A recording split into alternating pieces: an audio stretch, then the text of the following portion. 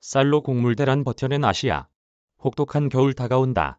올해 상반기 전 세계를 공포로 몰아넣었던 식량 위기가 마침내 한풀 꺾였다. 북반구에서 본격적인 겨울밀 수확철이 시작되면서 우크라이나 사태로 말라붙은 밀 공급이 늘어났고 동남아시아의 식용유 원료들도 시장에 다시 풀릴 예정이다. 식량 가격이 올해 정점을 찍고 내년부터는 점차 내려간다는 긍정론도 고개를 들었다. 그러나 중국과 인도를 비롯한 아시아의 식량 가격은 세계 시세와 반대로 가파르게 오르고 있다.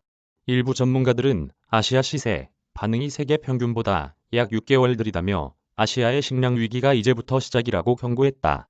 식량 위기 끝이 보이나? 유엔 식량농업기구가 발표한 지난달 세계 식량 가격 지수는 전월보다 2.3% 하락한 154.2포인트였다. 해당 지수는 러시아와 우크라이나가 전쟁에 들어간 올해 3월의 159.7포인트로 역대 최고를 기록했다. 두 국가의 밀 생산량이 세계 수출 물량에서 차지하는 비율은 28.5%에 달한다. 식량가격 지수는 4월 158.4포인트, 5월 157.9포인트로 내려간 뒤 6월까지 3개월 연속 하락했다. 북반구의 밀 수확과 더불어 아르헨티나와 브라질에서 옥수수 수확이 시작되면서 양대작물 가격이 내려갔다. 식용유의 원료가 되는 파뮤는 주요 생산국의 공급량 증가와 함께 최대 생산국 인도네시아가 국내 파뮤 재고를 수출할 것으로 예상되면서 가격이 하락했다. 해바라기 씨유와 대도유는 최근 가격 상승 영향으로 수입 수요가 줄면서 가격이 내려가는 추세다. 미국 투자은행 모간 스탠리는 지난 6일 보고서에서 올해 식량 현물 가격이 여전히 높은 수준이겠지만 상품 거래소의 선물 가격보다는 낮을 것이라고 예상했다. 내년 현물 가격도 장외선도 거래 가격보다는 약 11% 낮을 것으로 추정했다. 모간 스탠리의 로베르토 브라운 증권 애널리스트는 농업 부문의 마진이 여전히 평균을 넘어서는 탄탄한 수준이기 때문에 경작지 등 농작물 관련 투자가 계속될 것이라고 설명했다. 이어 이러한 추세가 내년도 재고 증가로 이어질 것이라고 분석했다. 모간 스탠리는 동시에 종전 시점을 확정할 수는 없지만 우크라이나 사태가 점차 진정되면 농작물 생산 감소 및 비료 공급 차질 문제가 해소되면서 식량 가격 또한 안정될 것이라고 예측했다. 쌀로 버틴 아시아, 위기 임박. 문제는 지역마다 변화 속도가 다르다는 점이다. 아시아개발은행에 따르면 5월 기준 아시아의 평균 물가 상승률은 4% 안팎으로 미국과 유럽의 절반, 사하라 이남 아프리카와 남미의 4분의 1 수준이었다.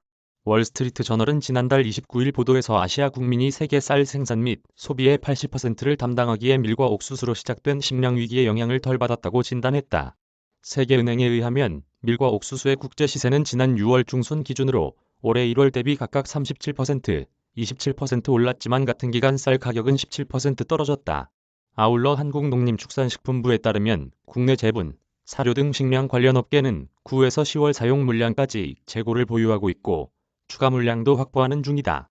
일본 투자은행 노무라 홀딩스는 지난달 20일 보고서에서 세계 식량 시세가 아시아에 영향을 미치려면 6개월이 걸린다고 지적했다.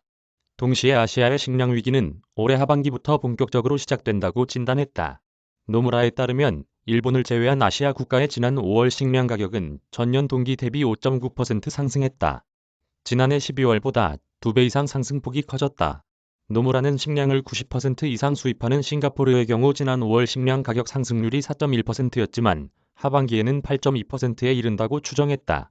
한국의 식량 가격 상승률은 아시아에서 싱가포르 다음으로 위험하다. 해당 수치는 지난 5월 5.9%였지만 하반기에는 8.4%로 오를 전망이다. 하반기 필리핀의 식량 가격 상승률은 5월보다 2%포인트 오른 6.9%에 달할 것으로 보인다. 중국의 식량 가격 상승률은 세계 식량 가격 지수 추세와 반대로 지난 3월 -1.5%였으나 4월에 1.9%, 5월과 6월에 각각 2.3%와 2.9%로 뛰었다. 비료까지 뛰면 쌀도 위험. 그나마 안정적이었던 쌀 가격도 비료 부족 때문에 흔들리고 있다. 러시아는 전쟁 전 전 세계 비료 공급의 15%를 책임지는 세계 최대 비료 수출국이었으며 러시아와 함께 서방의 제재를 받게 된 벨라루스도 주요 비료 수출국이다. 러시아 비료 생산자협회의 안드레이 구레프 회장은 지난달 16일 기자들과 만나 서방의 경제 제재를 비난했다. 그는 러시아 비료 수출량이 올해 초부터 약 20% 줄었다며 특히 지난 4월에는 수출량이 40% 감소했다고 밝혔다. 이와 관련해 2021년 기준 세계 제2위 쌀 수출국인 태국의 카시콘은행 산하연구소는 비료 가격 상승으로 태국의 쌀 수확량이 줄어들 수 있다고 경고했다. 세계 2위 쌀 수입국인 필리핀은 현재 수확량 감소로 쌀 수입 확대를 논의 중이다. 세계 1위 쌀 수출국이자 세계 쌀 수출의 40%를 담당하는 인도는 올해 장마 강우량에 따라 수확량이 결정된다. 지난 8일 인도 서북부 카슈미르에서는 폭우로 16명이 숨졌다.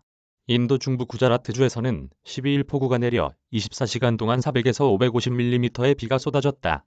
국제식량정책연구소의 데이비드 라보드 선임연구원은 지금으로서는 인도가 밀과 설탕 다음으로 수준의 쌀 수출 금지를 내리는 것을 걱정하고 있다고 말했다. 앞서 인도는 지난 5월에 식량 안보를 이유로 밀 수출을 금지했고 이후 설탕에도 수출 금지령을 내린 바 있다. 노무라의 소날 바르마 수석 이코노미스트는 지난달 미 경제매체 CNBC를 통해 쌀 가격 추이를 지켜볼 필요가 있다고 강조했다.